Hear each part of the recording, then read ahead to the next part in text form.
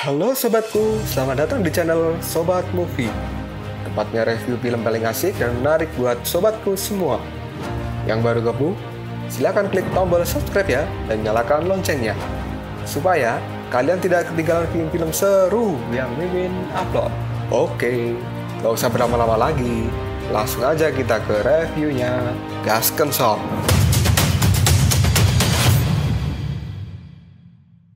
Hey, oke, sobatku terkeren, terkecil, terbaik, tersemuanya. Kita masih bersama Sobat Movie, channel alur cerita terasik sepanjang masa.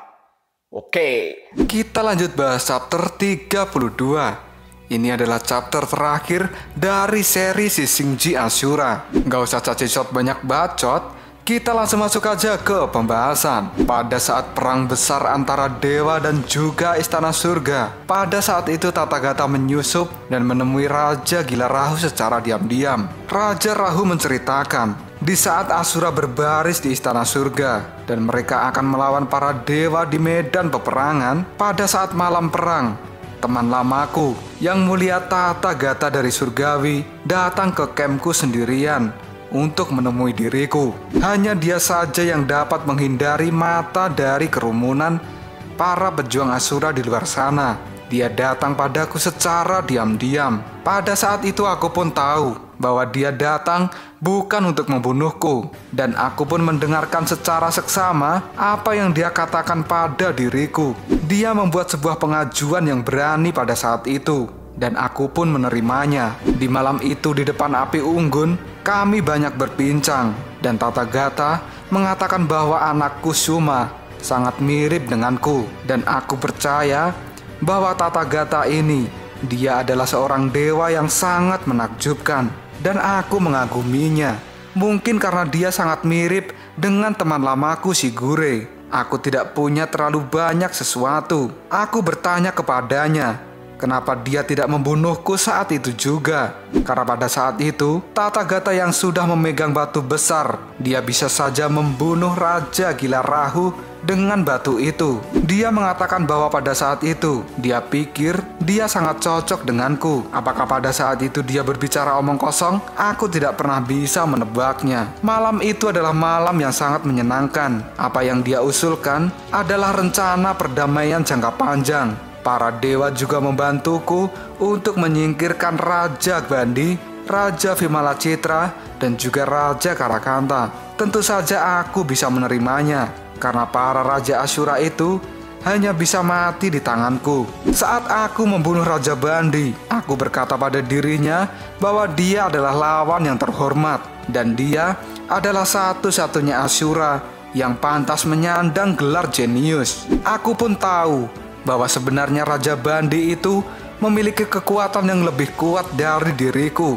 tapi dia tidak pernah menunjukkannya. Dia lebih baik mati daripada melepaskan kekuatan itu. Dia pun dikalahkan oleh sebuah janji yang dia pegang dan tidak akan pernah dia ingkari. Cerita pun berlanjut. Setelah mengalahkan Raja Bandi, aku pun menemui Raja Karakanta. Pada saat itu, Raja Karakanta bertarung dengan sengit melawanku, dan aku merasa dia juga lawan yang hebat. Kita saling memukul satu sama lain. Raja Karakanta pun menggunakan bor patah hatinya dan senjata-senjata lain miliknya untuk melukai tubuhku. Tapi aku juga menggunakan pedang iblisku untuk melukai dirinya. Namun keinginanku untuk menang ternyata lebih kuat daripada Raja Karakanta. Aku pun mengucapkan salam perpisahan, dan aku langsung menebas kepala dari Raja Karakanta. Kematian dari Raja Karakanta ini membuat Shinjue merasa berterima kasih, dan Raja Karakanta pada saat itu mengatakan,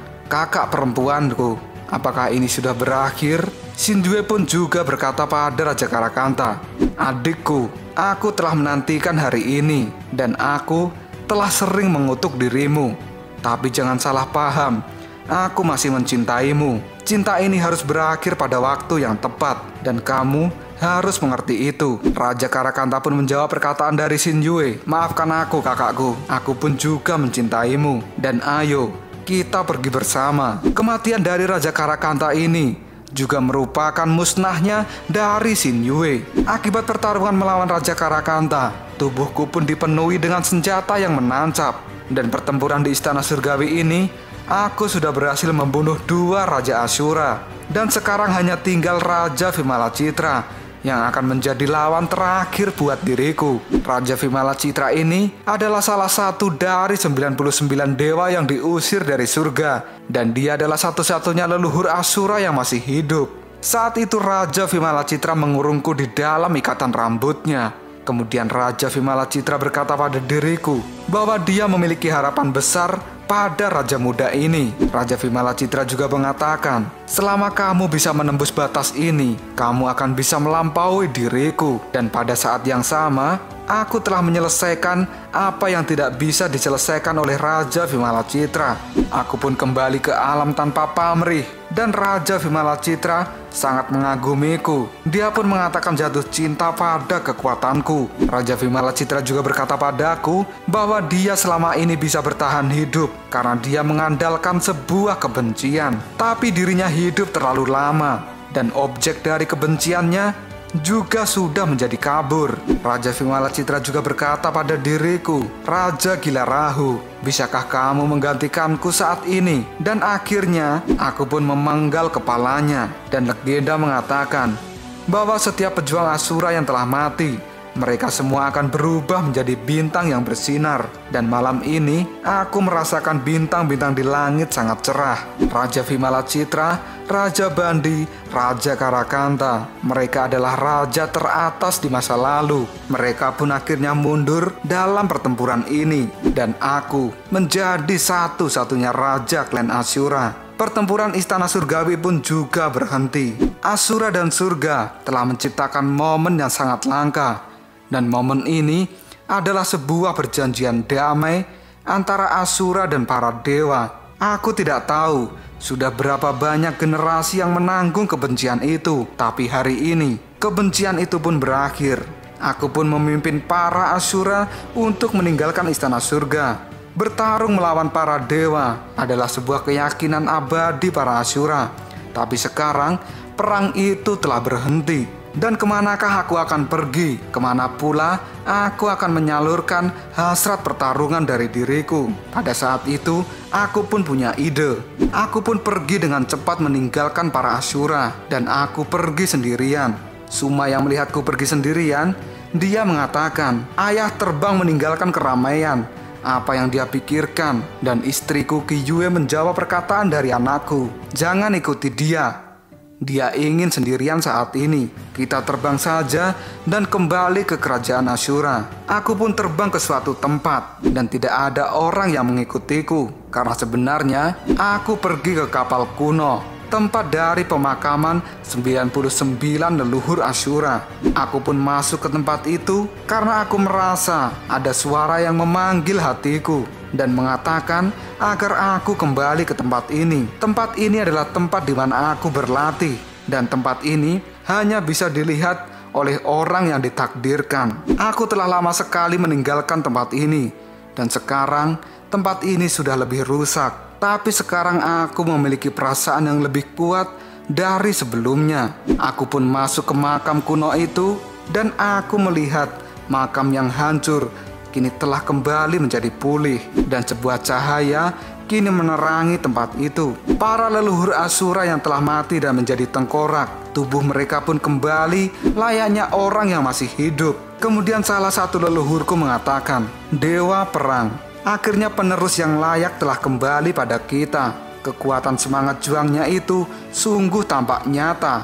Dia sekarang sudah berhasil menjadi seorang Asura yang terkuat. Dan saat itu Jingyi pun berkata pada diriku bahwa aku tidak mengecewakan dirinya karena aku telah menjadi satu-satunya Asura yang paling kuat. Kemudian aku telah kembali ke tempat ini. Liaoji yang melihatku pun dia tertawa. Dan pada saat itu Liaoji mengatakan, sangat menarik, persis seperti apa yang kuharapkan. Dan pada saat itu semangat juangku yang sebenarnya belum padam. Aku mengatakan pada mereka semua, nenek moyang Asura, biarkan aku mengerti kekuatan kalian. Aku pun menantang para leluhur Asura ini untuk bertarung, karena aku harus menyalurkan semangat juangku yang belum padam. Dan aku pun bertarung dengan para leluhurku dengan cukup sengit. Hingga akhirnya aku bisa mengalahkan mereka semua dan aku berhenti karena semangat juangku sudah terpuaskan. Dan itu adalah cerita perjalananku dari aku yang bukan siapa-siapa hingga menjadi satu-satunya raja dan orang terkuat di Ashura. Terima kasih untuk kalian semua yang telah melihat dan juga mendengar cerita dari perjalananku. Dan terima kasih juga untuk channel ini yang telah menceritakan kisah perjalananku secara lengkap. Oke sob, gimana? Seru nggak kisah perjalanan dari Raja Rahu ini? Mimin punya sedikit motivasi buat sobatku semua. Kita bisa ambil pelajaran dari kisah Raja Rahu ini. Ketika kita diremehkan, direndahkan, dibacotin sama orang lain, kita nggak perlu membalasnya pada saat itu juga. Yang harus kita lakukan adalah kita harus fokus berjuang. Kita harus bekerja keras biar apa yang kita inginkan itu menjadi tercapai. Saat kita udah sukses, udah menjadi orang yang besar, itu adalah sebuah balasan dan juga tamparan keras buat mereka yang selalu meremehkan kita. Pokoknya, perbesar usaha, perkecil bacot. Kalau kata Raja Rahu, tetaplah menjadi orang yang kuat dan berjuanglah bersamaku. Koprol sob. Tetap stay di channel Sobat Movie dan jangan lupa klik subscribe, like, dan share ke teman-temanmu agar channel ini dapat berkembang dan menghibur kalian semua. See you next tomorrow. Bye-bye.